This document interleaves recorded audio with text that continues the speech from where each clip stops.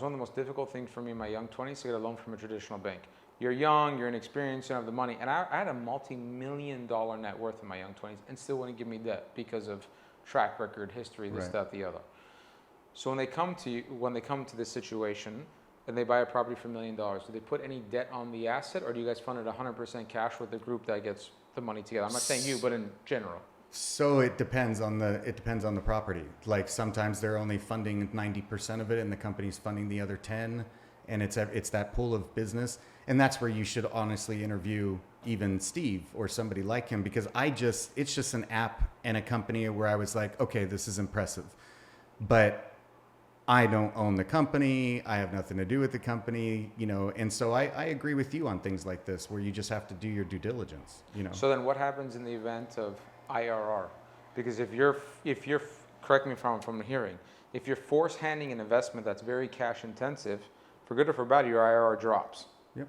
Because your ability to take debt, which I love in my industry, is I'm able to take 65 to 75% loan to value, leverage my money, and have an IRR that's way more ridiculous than the norm because of the ability to benefit off debt. Versus you hear a lot of people on social media, which I won't name names, that's the devil, that's a problem. I know what name that is. Yeah, and it's like, are you effing kidding me? If there wasn't for the banks are your best partner in the world. You don't want to raise money. If you can get debt from a bank that charges you 6%, 7%, it's way cheaper than an investor. Hands down. So it's like, that's what sometimes I tell people when they ask me for advice, is like, yeah, banks are tough. I remember the days I paid hard money, 12, 13%, because I had to. Because a bank wouldn't finance a 75% vacant property. Well, I came from the finance. I mean, I was in mortgage for years. Yeah, that was my background. So that's where I learned a lot of this stuff. And so that goes back to what I'm saying. Experience.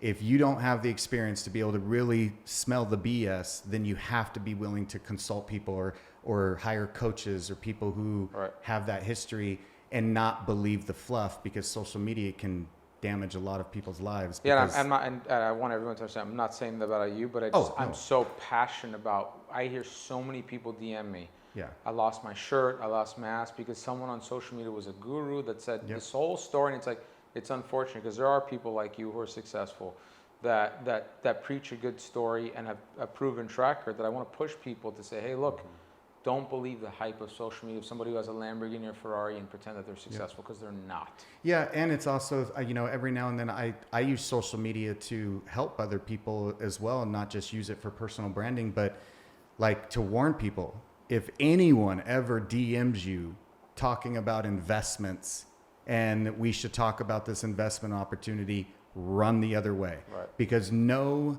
true person who's trying to help you invest are going to DM you. They're going to text message you. They're going to call you. They're going to say, let's hop on a call.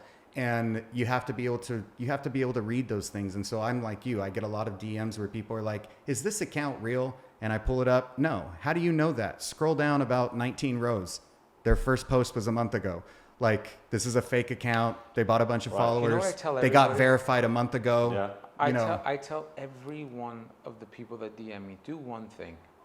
Just Google the deals they've done the past 12, 24 months. That's all you need to do. Yeah. Someone's a coach or preaching.